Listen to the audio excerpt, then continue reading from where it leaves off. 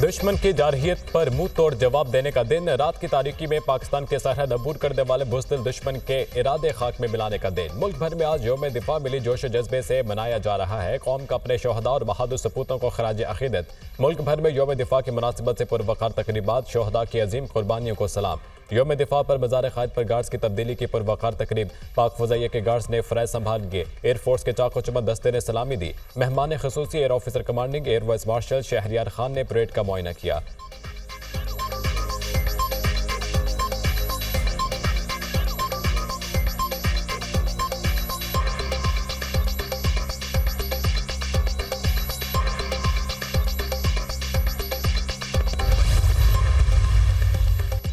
Naval headquarters Islamabad में यौम दिफाई पाकिस्तान की मुनासिबत से पुरवकार तकरीब। पाकिस्तान नेवी के चाको चुमन दस्ते ने सलामी पेश की। Vice chief of naval staff vice admiral Awais Ahmed Bilgrami ने तकरीब में बतौर मेहमान खुसूसी शिरकत की।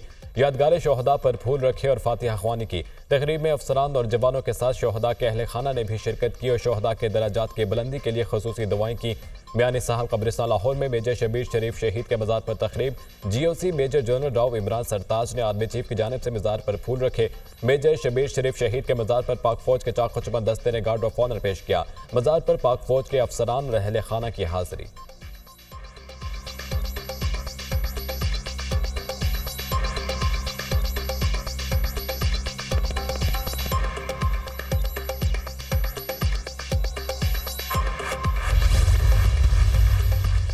छह सितंबर का दिन हमारी कौमी और अस्करी तारीख में यौम दिफाई वतन के नाम से एक नुमाया हैसियत रखता है। जंग सितंबर पर कौमी इत्तेहाद और यकजहती का जो अजीम जज्बा देखने में आया वो हमारी मुसल्लह फ़ौज और कौम के लिए सरमाया इफ्तिखार है। हम डिजिटल दहशतगर्दी के खतरे का भी बखूबी मुकाबला कर रहे हैं। दुनिया जानती है कि पाकिस्तानी कौम और मुसल्लह फ़ौज का आज़म नाकाबिल तस्खीर है। Army chief general Asim Munir का यौम दिफाई पाकिस्तान पर पैगाम। कहा, डिजिटल दहशतगर्दी और 5th जनरेशन जंग नए चैलेंजेस के तौर पर सामने आ रहे हैं। हम अपने तमाम पड़ोसी ममालिक के साथ खुशगवार ताल्लुकात के ख्वाहां हैं। अक़वाल में आलम को समझ लेना चाहिए कि खित्ते का अमन मसला कश्मीर के पुरअमन हल से मशरूत है।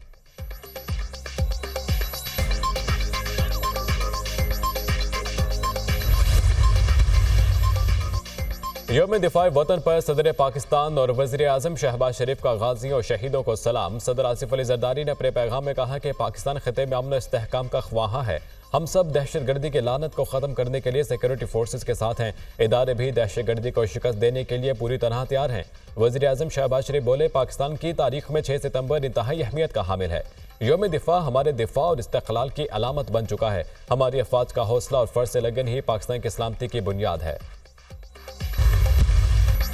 पाक फौज किसी जमात की मुखालिफ है ना तरफदार। पाकिस्तान आर्मी एक कौमी फौज है, इसका कोई सियासी एजेंडा नहीं।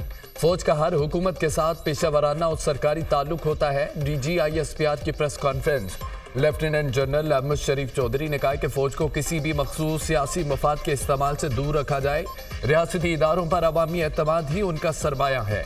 मजबूत इंतजामी ढांचे के बगैर मुईशत तरक्की नहीं कर सकती। SIFC के प्लेटफॉर्म से मुईशत की मजबूती के लिए काम जारी है।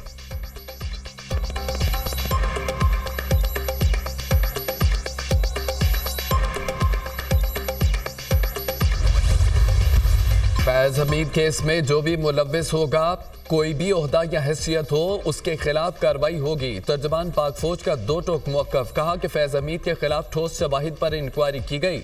मुत्तलिका ऑफिसर ने आर्मी एक्ट की खिलाफ वर्जियाँ की जिस पर उनका कोर्ट मार्शल किया गया। पाक फौज खुद एहतसाबी के अमल पर यकीन रखती है। हमारे एहतसाब का अमल शफाफ है, इल्जामात पर नहीं सबूतों और शवाहिद पर काम करते हैं। फैज हमीद केस इस बात का सबूत है कि पाक फौज जाती और सियासी मफादात के लिए की गई खिलाफ वर्जियों को किस कदर संजीदगी से देखती है। बिला तफरीक कानून के मुताबिक कार्रवाई करती है। उम्मीद है कि बाकी अदारे भी खुद एहतसाबी का अमल करेंगे। पाकिस्तान के क्रिमिनल जस्टिस सिस्टम को मजबूत किया जाए।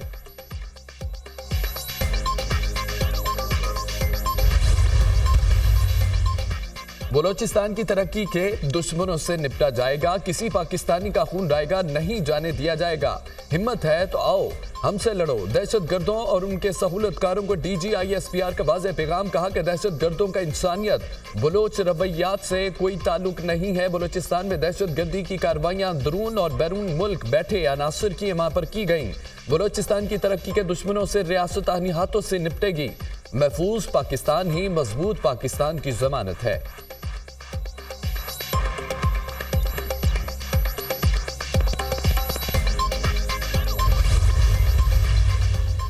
बलोचिस्तान में सिक्योरिटी सूरत हाल, वफाकी हुकूमत के अहम फैसले, पाक फौज, सिविल आर्म्ड फोर्सेज और हुकूमत को खुसूसी इख्तियारात देने का फैसला। जरा के मुताबिक सिक्योरिटी फोर्सेज दहशत गर्दी के शोबे में किसी भी मशकूक शख्स को कबल अज वक्त हिरासत में ले सकेगी। कौमी सलामती के लिए खतरात के हामिल अफराद को भी हिरासत में लिया जा सकेगा। वफाकी काबीना ने इंसदादे दहशत गर्दी एक्ट 1997 में तरमीम की मंजूरी दे दी। सेक्शन 11(e) की तरमीम के लिए कानून साजी होगी। सिक्योरिटी फोर्सेज को दहशत गर्दी के खिलाफ मजीद मुअस्सर ऑपरेशन के लिए कानूनी तहफ़्फ़ुज़ मिलेगा। खुफिया अदारों, कानून नाफिज करने वाले अदारों पर मुश्तमिल मुश्तरका तहकीकाती टीमें तश्कील दी जा सकेंगी। JIT जामे तहकीकात करेंगी और दहशत गर्दों के बारे में मालूमात इकट्ठी करेंगे।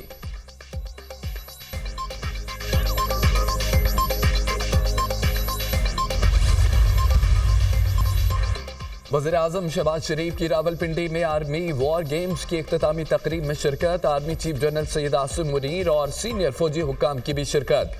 वज़ीर दिफा, वज़ीर खजाना, वज़ीर इत्तलात भी शरीक हुए। ISPR के मुताबिक वज़ीर-ए-आज़म को वॉर गेम्स और ऑपरेशनल तैयारियों पर जामिया ब्रीफिंग।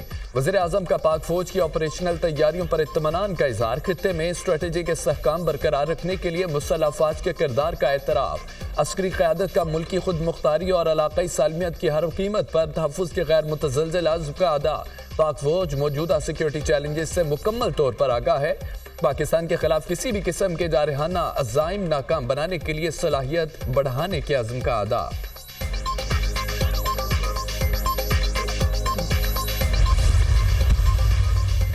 नैब तरमीम का लदम करार देने के खिलाफ अपीलों पर फैसला आज सुनाया जाएगा। सुप्रीम कोर्ट ने कॉज लिस्ट जारी कर दी। कॉज लिस्ट के मुताबिक फैसला सुबह 9:30 बजे सुनाया जाएगा। चीफ जस्टिस काजी फायद ईसा की सरबराही में बेंच फैसला सुनाएगा। सुप्रीम कोर्ट ने 6 जून को फैसला महफूज किया था। वफाकी हुकूमत ने नैब तरमीम का लदम करार देने के खिलाफ इंट्रा कोर्ट अपील दायर की थी।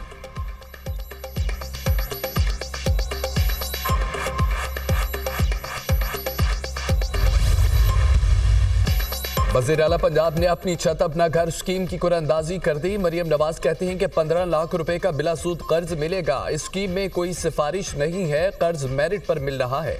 नवाज शरीफ इस स्कीम पर बहुत खुश है। किस्त कम से कम रखने की कोशिश की है। 15 लाख रुपए कर्ज पर 14,000 रुपए माहाना किस्त अदा करना होगी।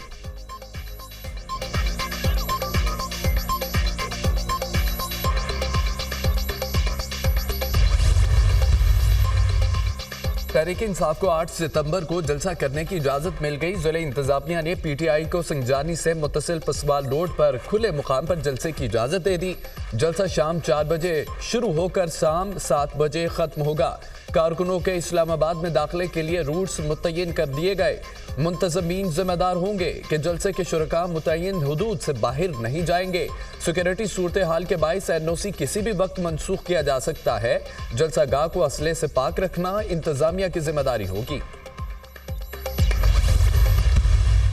हमारा जलसा हो जाएगा and I hope and pray कि ये पुरअमन तरीके से जलसा हो और हम आगे बढ़ें इस डायलॉग के प्रोसेस को और आगे कल्टीवेट करें। ये एक लिंक है, उन्होंने हमें अप्रोच किया, उन्होंने हमसे रिक्वेस्ट की कि ये जलसा आगे कर दीजिए, हमने जलसा आगे किया। आप खुशफहमी में बैठे रहेंगे कि नेक्स्ट वो कोई अप्रोच करेंगे तो हम बात कहीं छेड़ेंगे या किसी को टास्क दिया गया है? कुछ है, मतलब देखिए जो महमूद खान चचई साहब हैं, उन्होंने पार्लियामेंट के फ्लोर के ऊपर कहा है कि मैं पॉलिटिकल पार्टीज के साथ भी इंगेज कर रहा हूँ और मैं एस्टैब्लिशमेंट के साथ भी इंगेज कर रहा हूँ।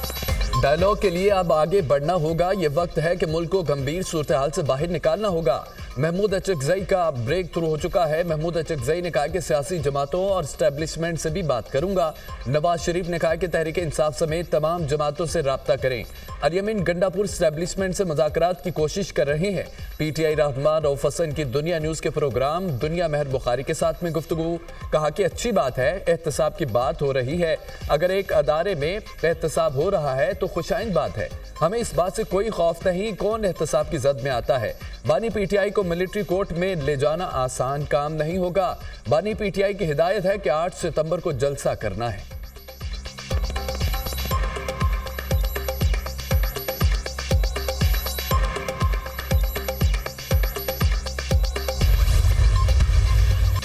£190 मिलियन रेफरेंस बानी PTI और बुशरा बीबी अदालत में पेश। वकला ने रेफरेंस के तफ्तीशी मियां उमर नदीम पर जिरह की। एहतसाब अदालत के जज नासिर जावेद राना ने समाअत की। अदालत ने बुशरा बीबी की बरीयत की दरख्वास्त पर भी अहकामात जारी कर दिए। बुशरा बीबी की बरीयत की दरख्वास्त पर महफूज फैसला रेफरेंस के फैसले के साथ सुनाया जाएगा। अदालत ने केस की समाअत कल तक मुलतवी कर दी।